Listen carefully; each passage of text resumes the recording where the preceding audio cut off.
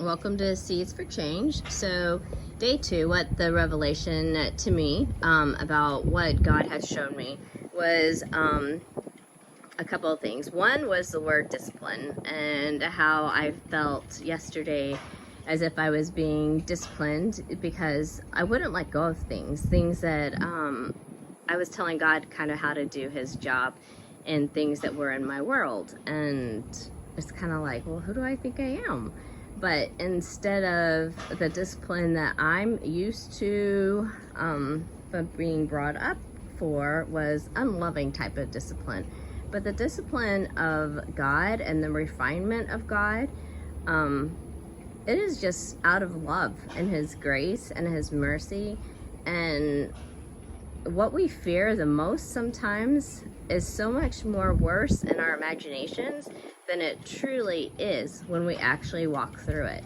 And so the fear and the worry and the disappointment that I had in myself for having not listened, to the Lord and making a mistake. Of course I'm going to make a mistake, and it's just, I'm going to make many more, but it's just, what am I going to choose to do with it? Am I going to learn from it?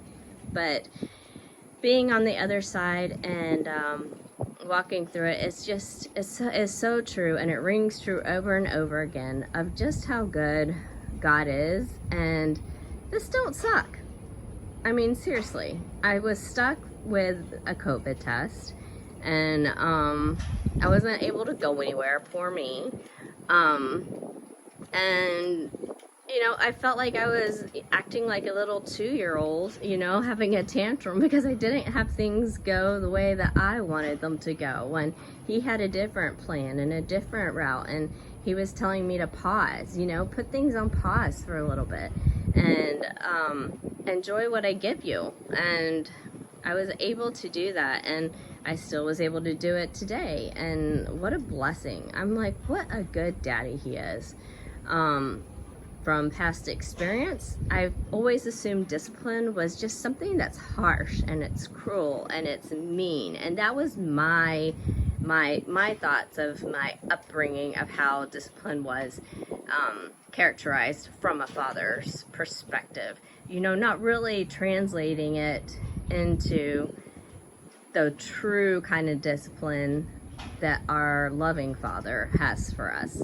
And to me, that was just a really great transition or transformation for me to love the Lord even more, because he disciplined me, but he disciplined me with so much love and grace. And in order for me to become a better person, to appreciate the things that he provides for me better, and not to act like a spoiled 2-year-old. I mean, one of the things that we always tell our kids is, we know you're spoiled, accept that you're spoiled. We're spoiled.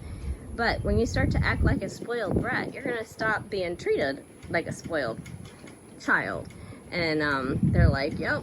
And that's what I was acting like. And God was like, quit acting like a spoiled brat, like, let go. Let me tell you how things are supposed to be planned out. And you need some time to just sit and think. And wow, he gave me a really bad timeout place, wouldn't you think? So anyways, I'm just super grateful that those things that we fear sometimes in life, if we walk through them with God, they just aren't even close and don't even measure up to what our thoughts and our thinking has us heading towards. Because our brain and the enemy has such a way of creating such fear in us that it kind of wants to immobilize us. But to be able to hold God's hand and know that he's our gentle Father that's guiding us and leading us and refining us to help us become better people, to be a light for people, and to not be spoiled, rotten. We are spoiled, but not to be a spoiled brat and to take things so for granted. So I'm thankful that we have a loving Father, and I just thought I would share that. Have a great day. Bye.